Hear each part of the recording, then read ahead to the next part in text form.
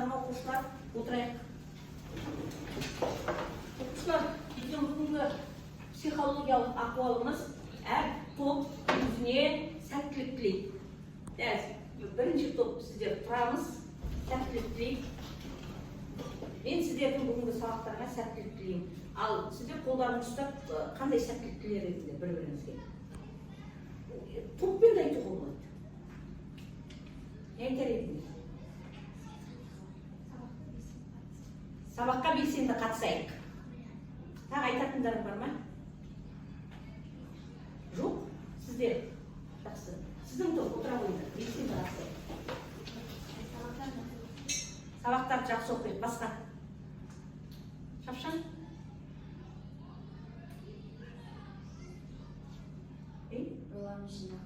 Ойларымыз жинақы болсын. Жақсы. Көңіл күйіміз қалай деген неде? Мынаған келіп, үстінен басайық. Біз көңіл күйімізді білу үшін. Жылдан? Шане, аманыз баршы. Жақсы. Қолы келесіңіз. Біздің қолымыздың аты, бірінші топтың аты Жанартау. Екінші топтың аты жер сілкінісі деген. Жақсы, сіздердің бағалы бетшелеріңіз өздеріңіздің алдарыңызда тұр. Балалар, әркім аты жөнін сол бағалы бетшесіне жазады. Біз топқа біріктік. Енді балалар, қарайықшы, неге біз Жанартау болмаса жер сілкінісі деп алып отырмыз? Неге олай деп ойлайсыздар? Бұлар нелер? Құбылыс па? Не зат олар? Жоқ, одан басқа. Апаттар, дұрыс айтасың. Бұлар табиғи апаттар. Сондықтан балдар, біз бүгінгі сабағымыз, сонда не екен балдар? Бүгінгі сабағымыз литосфералық катаклизмдер дейтін тақырып. Жақсы. Бізде оқу мақсаты 7-3-1-4 дүниежүзінде және Қазақстандағы литосфералық катаклизмнің себеп салдарының таралуын түсіндіру. Екінші, сабақтың мақсаты литосфералық катаклизмнің пайда болу себептерін, олардың жер құрылысына әсері, табиғат пен адамға үлкен зиян келтіру туралы білу. Және бағалау критериялары. Литосфералық катаклизм пайда болу себептерін түсіну, олардың адам өміріне, шаруашылыққа тигізетін сипаты деген сияқты. Енді балдар, біз енді арғы сабағымызды түсіну үшін литосфералық катаклизмдегі видео сабағы арқылы түсінейік.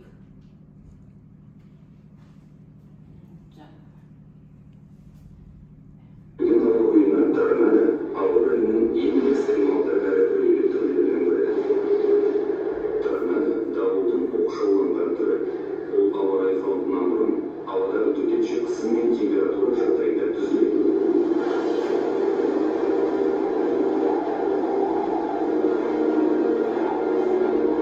Жанартаулар жер бедерінің ең жарқын балқыған тау жыныстары мен қою күл бұлтын атмосфера биігін көтеріп ауыр заттар әкеле алады. Осының маңындағы жер қыртысы ретке келеді.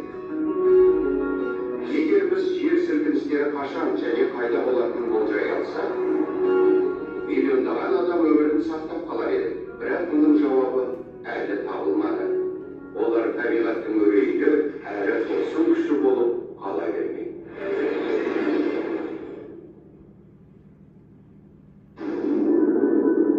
Бұл 2004 жылдың 26 желтоқсанында болған оқиға. Индонезияның Суматра аралы жағалауында жер қыртысының 1200 километр бөлігі жылжыды. Толқындардың биіктігі 30 метрге жетіп, орасан зор зардап әкелді. Бұл 200 мыңнан астам өңірді бейғат тарихтағы ең қайғылы табиғи апаттардың бірі болды. Кіші цунамилер жиі болып тұрады, ал ірілері өте сирек. Шамамен бір ғасырда осы ені пайдалана отырып сәйкестендіреміз. Мына жерде мәтін тұр, сол қайсысына келеді, соны сәйкестендіреміз. Мысалы, жер сілкінісі әр жазып алып белгілеп отырыңдар. Мысалы, бірінші жер сілкінісі мынаның қайсысына келеді. Жаңа нағыл дейді, видеода бізге көрсетті ғой, жер сілкінісі жер астында болатын не деді? Дүмпулер. Сонда қайсысына келеді мынау? Бұға келеді. Бірді бұға келтіреміз. Екі жер сілкініс ошағы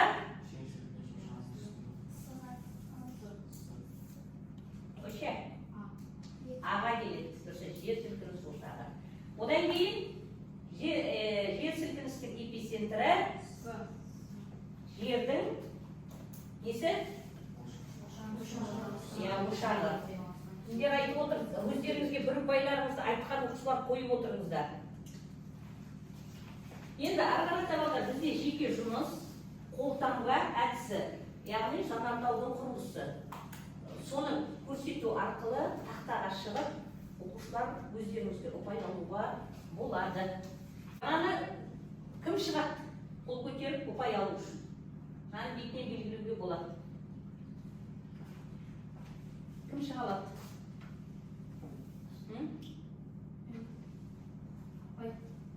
Ал, кел.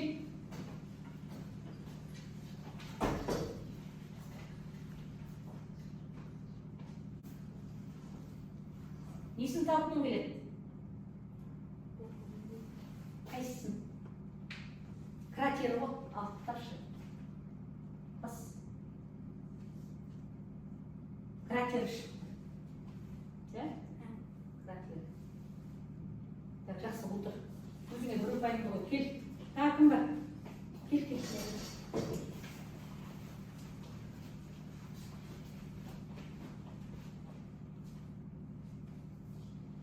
Қайсысы болып кетті? Лаваны астың ба? Жақсы. Келесі оқушының болыңдар. Ұпай алу үшін. Кел. Магма ошаға қалып, сүмейе қалып.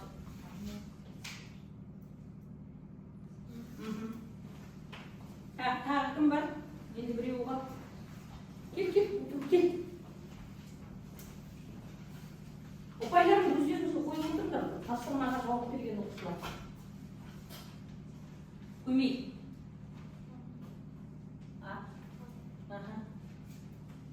Дұрыс қой, да? Жақсы. Ұпайларыңызды балдар, өзімізге не істейміз? Қойып отырамыз. Топтық тапсырма инфографика әдісі. Жалпы инфографика әдісі дейтініміз хабарды, ақпаратты, білімді не түрінде екен? Графика түрінде ұсыну. Сіздерді 4 ұпайдың тапсырмасы, мен қазір катаклизмнің бір түрін сіздерге беремін. Соны сіздер өздеріңіз құрайсыздар.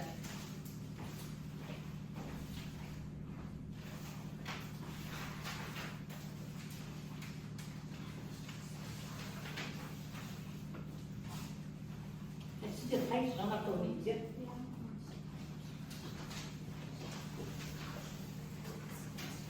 Клейлерімді берем. Осы тапсырманы орындаймыз. Сосын оқулықтан қараймыз, оқулықпен жұмыс жасаймыз. Берілген катаклизмнің түрі туралы ақпарат жинайсыздар. Интернетте де пайдалану болады, сөйлеріңізден қарап. Ақпаратты графикалық тәсілмен жасайсыздар алдарыңдағы. Сосын постер жасайсыздар, постердегі ақпаратты бізге ұсынасыздар. Намыш, қарайсыңдар мені? Мынау нелер өзі? Қайдан өші? Қарайсыңдар. Сіздің кітаптарыңызды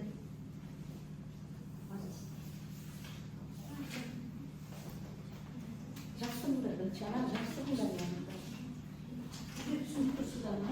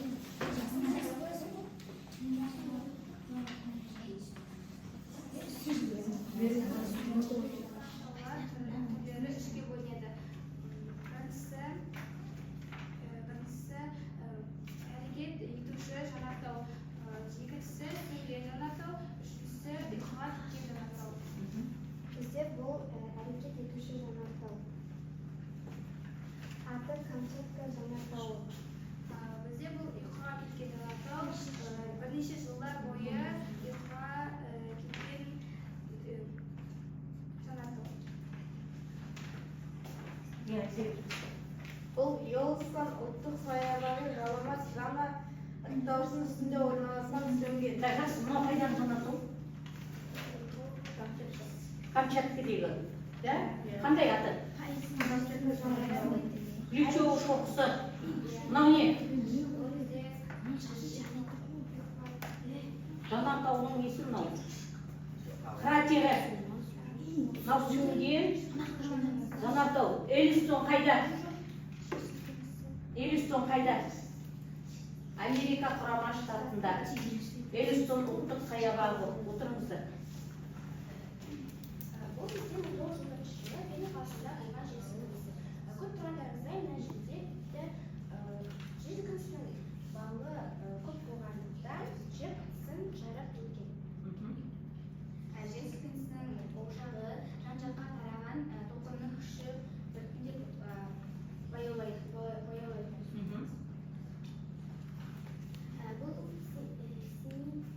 сейсмикалық белдеу. Біріншісі Тынық мұхиты сейсмикалық белдеу. Сейсмикалық. Екіншісі Альпі Гималай тауының сейсмикалық белдеуі. Сейсмикалық белдеуі. Сіздерде ол мынау ғой. Сейсмикалық белдеуі дейді. Мынау не? Жеті балдан жоғары жер 7 балдан жоғары жер сілкінісі. сілкінісі. Ал мына жер.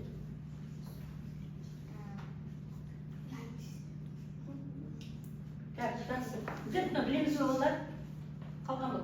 Бұл сейсмограф дейтін құрал. Ол не үшін керек? Жердің сілкінісін өлшейді. Өзінің жазатын несі бар. Сол арқылы өлшеп отырады. Сіздер мына жерде сейсмикалық екі белдеуді айтып отырсыңдар. Біреуі Тынық мұхиттық, біреуі Альпі Гималай деп. Жақсы, отыра қоямыз. Енді балдар, дәптерге жұптық жұмыс. Бір терминді жазасыңдар, біріншісі әсіне сол туралы сипаттайсыңдар. Одан кейін оның адам өміріне зияны мен сақтану жолдарын жазасыңдар. Дәптерге. Біз жаңа білдік балдар, қандай бізде нелер бар екен? Жер сілкінісі, жанартаудан басқа.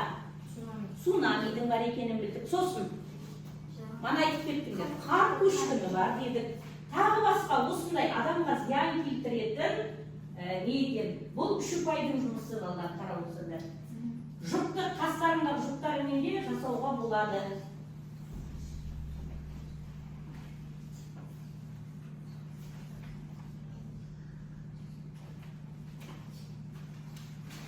Кім айтады? Алай, айтыңдаршы. Жұппен екеуі. Кім жаз? Жазыңдар ма?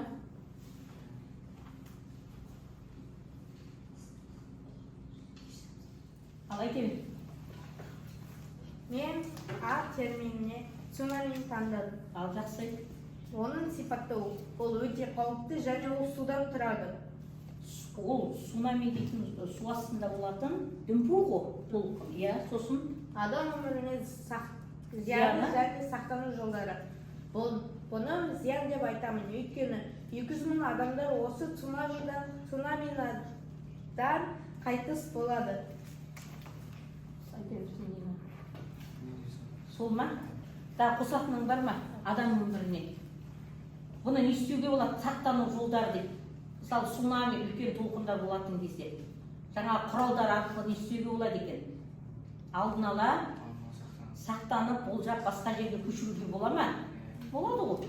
Сіздер де. А термині Камчатка гейзерлі алқабы. Гейзерлі жер астынан мезгіл су бұрқағы тәрізді аққылап шығатын ыстық бұлақтар. Сосын Ол адамның үстін кедеуі мүмкін, оның қасына жолауы болады. қысы деп отқаным ба? Қайда бар гейзерлер? Қай жерлерде бар? Камчатка түбегінде, Исландияда бар. Элюстен ұлттық паркінде бар. Тағы кімде бар? Тағы кім не жасады? Иә. Жер сілкінісі тек келмес, бұл 1 секундқа немесе 10 секундқа дейін созылуы мүмкін қысқа төніп көреді. Оның өмірге деген зияны мысалға үлкен қалалардың ішіндегі ғимараттар құласа, аяғында адам қалып қойып көз жұмуы мүмкін. және де көп шкалды балы бар жер сілкінісі адамның өміріне көп зиян келтіреді. Алдақсыз. Екінің Бірге қосатының бар ма? Адам өміріне жер сілкінісінің Қазақстанда болатын жерлері бар ма? Қай жерлерде болады? Алматыда болады, Зайсанда болады. Былтыр мысалы Алматыда сондай жағдайлар болды ғой. Сіздер мана сурет арқылы нені көріп отырсыңдар? 1887-1889 жылдары Алматыда 11 балдық жер сілкінісінің болғандығын, соны қосып айтуға болатын еді. Бұл кезде не болады екен? Адамдар көп шығынға ұшырайды. Жақсы отыра отыр. Деген қар жауып олар жерге, яғни адамдар тұратын жерге түссе адамдарға әсер етуі мүмкін. Сосын сипаты ғой, иә. Одан қалай сақтануымыз керек? Көктем айларында қар көшкіні жүреді. Не істейміз?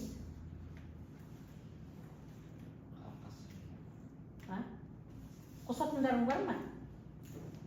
Сақтануымыз керек па? Жоқ әлде қардың астында жата бересің бе? Сақтануымыз қажет. Себебі ол не істейді балдар? Бізге айтып келмейді. Бұл да не екен? Апаттың бір түрі. Жақсы отыра отырсыз. Енді сіздерді сабақты бекіту үшін бол платформасын пайдаланамыз.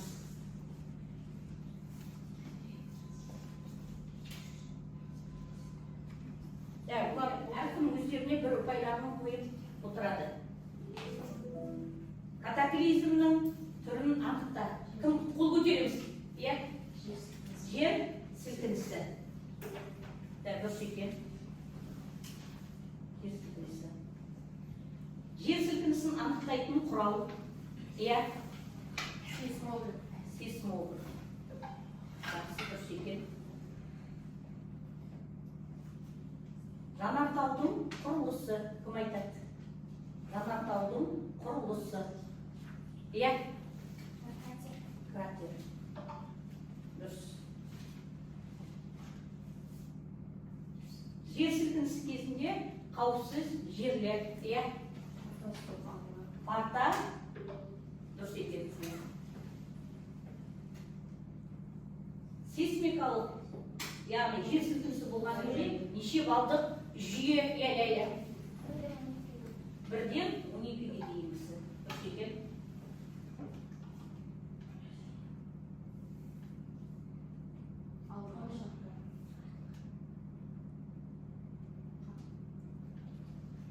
Тау жыныстарының үзілуімен жылжуына орын алатын тереңдіктегі нүкте.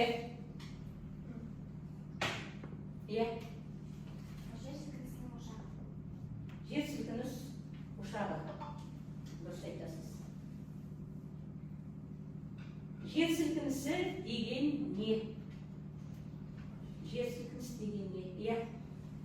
Жер асты дүмпулерінде жер бетінің дербелі қозғалуы.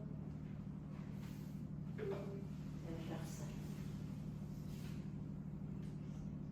Катаклизм деген не? Бүгінгі тақырып бар. Айтыңыз. Табиғаттағы апатты жағдайлар. Өздеріңіз ұпайларыңыз бала қойып отырыңыздар. Жанартаудың құрылысы неше бөліктен тұрады деп ойлайсыздар? Кім мысалы? 5 бөліктен ба? Дұрыс емес. 3 бөлік. Көрдіңіздер ма? Біздер сонда бүгінгі тақырыбымыз не тақырып болды? Катаклизм. Катаклизм деген не? Табиғаттағы апаттар. Апаттың қандай түрлері бар? Қар көшкіні, манада сіздер видеодан да көрдіңіздер. Жақсы, бұлар адам өміріне қалай әсер етеді? Қауіпті адам өміріне. Сақтануымыз керек па, керек емес па? Міндетті түрде сақтануымыз керек. Жақсы, жанартаудың Камчаткаде қандай жанартау бар? Сіздерге? Аты қандай жанартаудың? Плечовы, шоқсы. Неше түрі бар жанартаудың? 800-ден астам түрі бар. Манағы 3 түрі қандай жанартаудың? Ұйқыдағы жанартау, сүңген жанартау, әрекет. Кавказда балдар Эльбрус дейтін шың бар, Қазбек дейтін, бұлар міне сөнген жанартаулар. Ал жаңағы әрекет етуші дейтіндер, олар кез келген уақытта атқылай алады. Кратер деген не? Жанартаудың яғни аузы сияқты үлкен ойық жерді айтамыз деп. Жақсы. Жер сілкінісі? Жер астындағы Дүмпулер болатын. Жақсы. Эпицентр деген не? Эпицентр. Сіздер білесіздер ме? Эпицентр.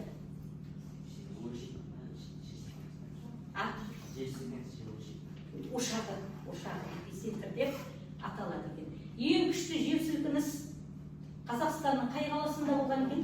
Алматыда болған. Неше балдық? 11 балдық. Өлшейтін құралының аты қалай екен? Сейсмограф. Ал қандай екі белдеу бар жер сілкінісінде? Әлем бойынша.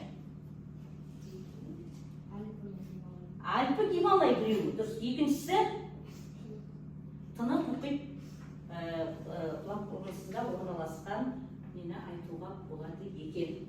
Жақсы болды. Біз қазір үйге литосфералық катаклизм деген тақырыпты аламыз. Енді балдар, сіздердің мына бағалауларың бойынша қарайықшы, айтшы. Нешеу? Біреу, екеу, бес ұпай, 7 ұпай болып тұр, сен жауап берген. Сіздікі? Айтшы. 4, 6, 2. Өзіңді кішкене асырап бағалап жіберіп отырсың. 8 ұпайдан аспайды сіздікі. Жауап беріп отырсың. Сіздер? Кеше жауап бердің? Біреуіне жауап бердің бе? Сіздер? 7. Сен үшеуіне ма? 3 ұпай ма сіздікі? Сенікі? 7. Сіздер де? 5 ұпай. Үшеуіне жауап бердің? Қосшы ешен жылдан, қос шығаместір. 8 ұпай. 7 ұпай. 7 ұпай. Жақсы болды. Мынау не арқылы бүгінгі сабаққа біздің кері рефлексиямыз. Соткелермен, нетөгелермен болады екен. Кері байланыс беруге. Ақпарды соткемен кері байланыс беруге.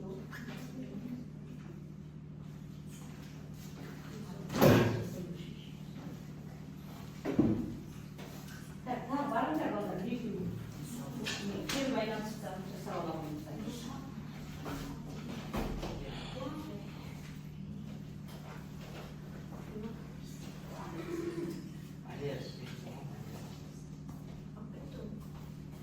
Не бар?